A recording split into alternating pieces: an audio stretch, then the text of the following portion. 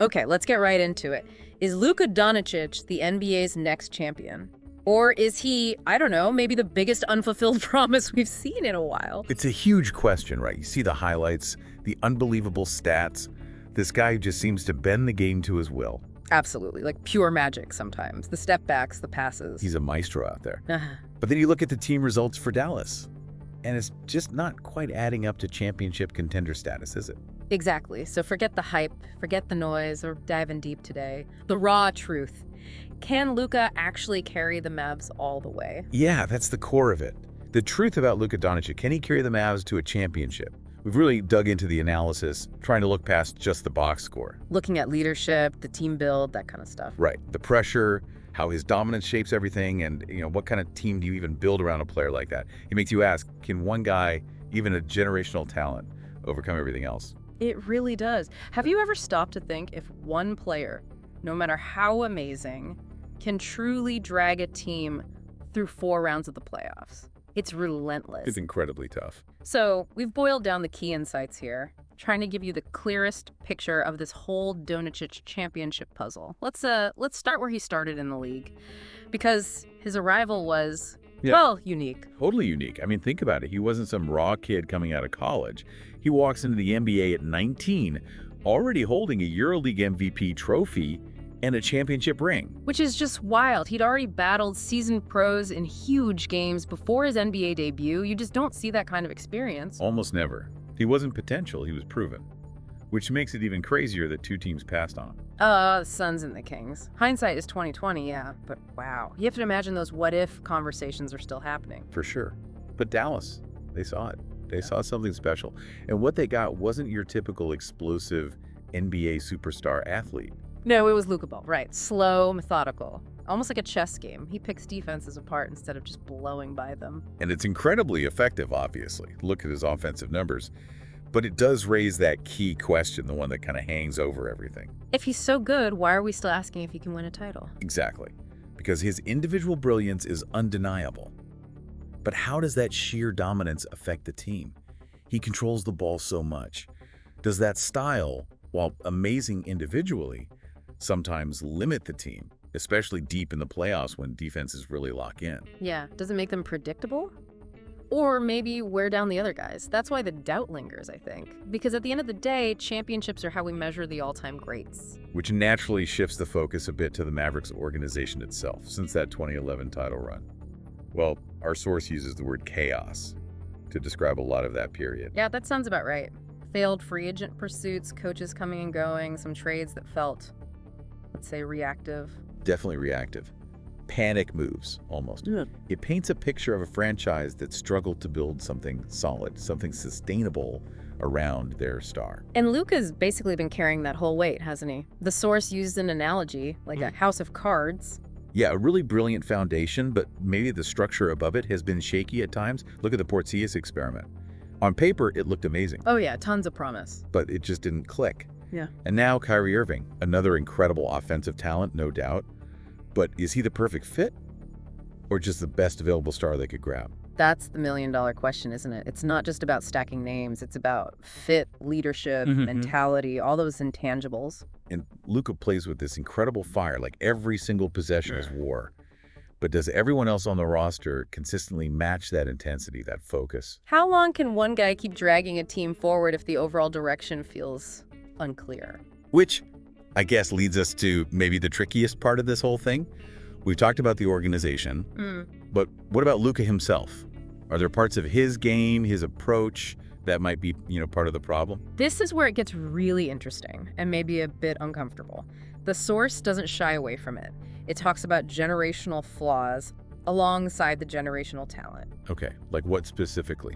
Well, things like complaining to the refs a lot, which can kind of stall momentum, maybe even bias the calls against him sometimes. And the ball dominance, again, it creates so much, but does it also freeze out teammates, make the offense stagnant at times? Yeah, you see that sometimes. Yeah. The offense just grinds to a halt if he's not making something happen directly. And the source connects this back to his leadership, suggesting that maybe his growth there beyond just putting up huge numbers is the real key. There's this metaphor used, Luka as the sun. Sun, okay. Yeah, like this brilliant, powerful center of everything, but maybe too intense. Maybe he kind of burns out teammates who get too close or can't quite handle orbiting that intensity all the time. A powerful image. Yeah.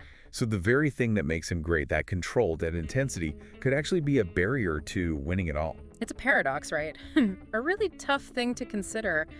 Could Luka himself inadvertently be part of the reason they haven't reached the summit yet? It's a challenging thought. And this complexity probably fuels some of the media narratives around him, too. The coverage seems really polarized sometimes. Oh, definitely. You see wild praise and then really sharp criticism. He doesn't fit neatly into a box, does he? No, he doesn't. He's not like LeBron, who was so polished from day one. Or Curry, the humble record breaker. Luke is described as, flashy, moody, brutally honest. Yeah, and the basketball world just seems to struggle with that. Is he overhyped, underrated? Is he spoiled by his talent? Or is he just carrying an impossible load? The story keeps changing. And think about the pressure that comes with all that. It's not just Dallas fans expecting the world. It's Slovenia, it's Europe, it's global media, passionate fans, vocal critics. It's immense.